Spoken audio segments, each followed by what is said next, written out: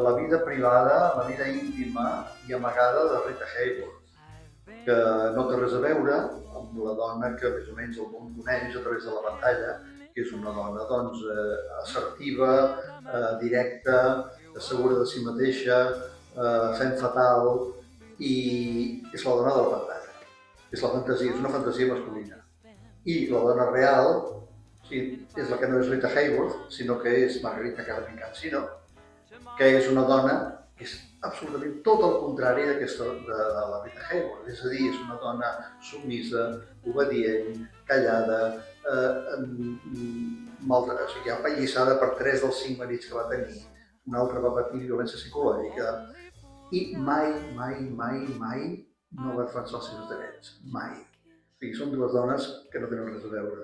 Dues dones completament diferents que viuen atrapades en el cos d'una de sol. La situació personal d'ella a casa seva era d'ella. Els marits que tenia eren seus, no eren dels altres. Però la indústria cinematogràfica de Hollywood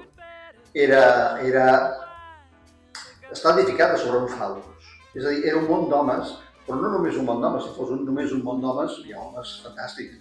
És a dir, era un món absolutament masclista, on la dona que tenia un càrrec més elevat era una secretària. És a dir, no dominaven res, de manera que totes les noies que arribaven volent triomfar en el món del cinema, des d'estats diferents, des dels seus pobles, arribaven amb la maleta plena d'il·lusions, però havien de passar per aquest ascensor. I passaven per tota una sèrie de coses absolutament sexuals, perquè era la manera de funcionar. I no hi havia ni mi tu, ni mi jo, ni res en aquell moment. Les mateixes companyes et deien, escolta, això va així. Si no, torna't al teu poble. Jo, què penses? Que jo... Saps? No vagis d'estreta perquè aquest món és així. I aquells homes tenien un poder absolut perquè amb una trucada telefònica podien dir aquesta n'hi ha al mig del desert. I mai més ningú contractava. Vull per tu, no va per mi. És a dir que, clar, ens hem de situar anys 30, 40, 50... Si les dones que han denunciat això al final del darrer tram del segle XXI, del darrer tram del primer quart del segle XXI, han denunciat coses que els hi van passar fa molts anys, no la setmana passada. Imagina't la por que hi ha a expressar, a dir això. Saps que el món no t'escoltarà o sospitarà de tu. De manera que cal situar-se en aquella època per comprendre el drama íntim que vivien aquelles noies.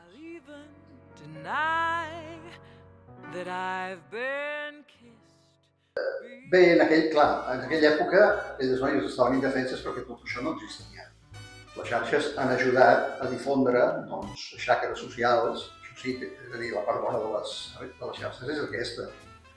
La part dolenta doncs la coneixem, també pot ser, a vegades pot estigmatitzar una persona i li pot fer molt de mal, és a dir, depèn de com les utilitzis. Però en aquest sentit són beneficioses perquè allò que et passa a tu, una agressió que puguis haver rebut avui, tu la pots transmetre immediatament i pots tenir un suport i un ressò. De l'altra manera, ho vivies a la teva intimitat, no ho explicaves a ningú perquè et feia vergonya, fins i tot arribaves a... Escolta, moltes víctimes de violacions arriben a dubtar de si mateixes.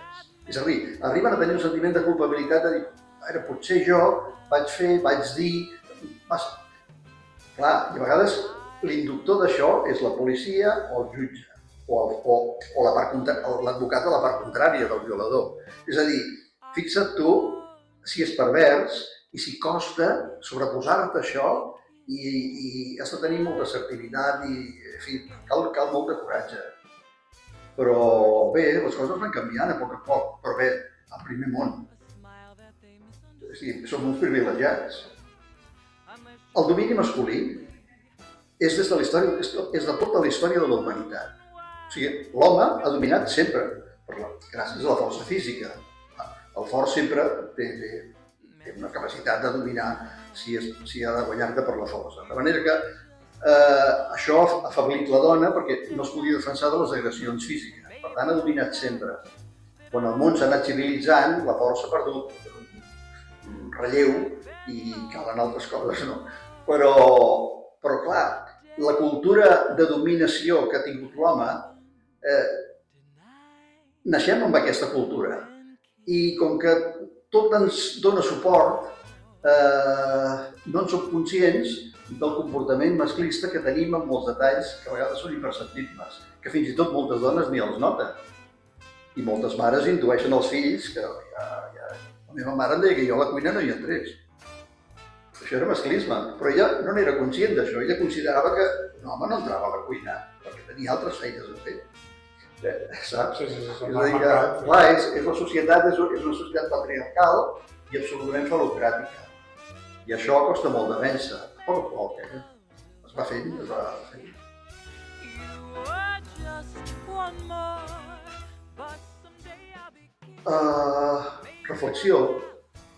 Reflexió perquè veiem que una cosa és els focus, les catifes vermelles, el glamour, en fi, tot aquest entorn que fa bonic, però que és fantasia, és fum, perquè darrere de totes aquestes dones que hi ha en les catifes vermelles, sovint hi ha éssers molt fràgils, éssers que no tenen res a veure amb la imatge que donen i amb unes vides privades de maltractaments, com Tina Turner, una dona que era un terratrèmol a l'escenari i era una dona absolutament apallissada a casa seva pel seu senyor marit, Ike Turner. És a dir, que no ens quedem amb la imatge, que darrere hi ha gent, hi ha molt de patiment. De manera que aquí trobarem, en el cas de la Rita Hayworth, l'apallissament de 3 dels 5 marits, l'abús sexual del pare dels 14 als 18 anys, que acaba perquè es casa, per va del foc a les brases, perquè el marit és pitjor que el pare, encara. I, per si fos poc, ella es dona l'alcohol, perquè ja no sap què li passa, i a més, per si això fos poc, a una edat inusual de primerenca, als 40 i tants anys, li arriba l'Alzheimer, en una època en què no se sabia què dimonis era aquesta malaltia. De manera que el descrèdit professional que ella té, perquè es pensen que és per borratxa i no perquè té Alzheimer, això la destrossa. És a dir, és una vida terrible, que acaba als 68 anys i que no té res a veure amb la dona de Gilda, la dona de la pantalla, que és una femme fatal.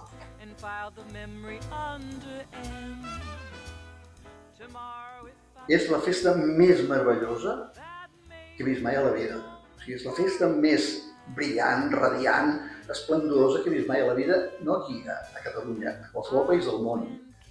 Perquè, a veure, no és un poble que surt al carrer o una ciutat, és tot un país que surt al carrer per comprar llibres.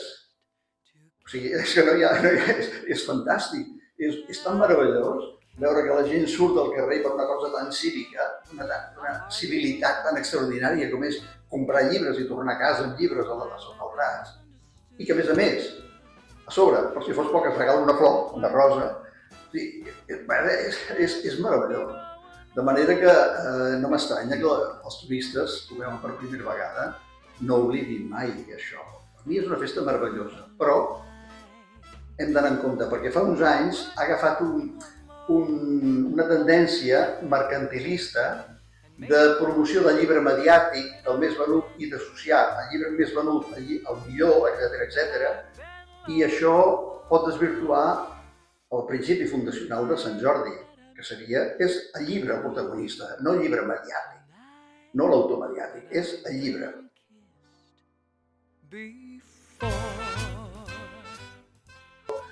Des dels Amants de la Rambla del Celler, que era l'anterior, no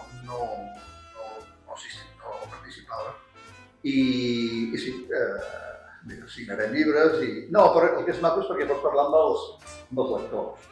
A mi m'agrada que si no l'ha llegit, clar, però si l'ha llegit pots opinar, pots intercanviar opinions o sensacions i a vegades hi ha gent que t'escriu i t'ho diu per escrit.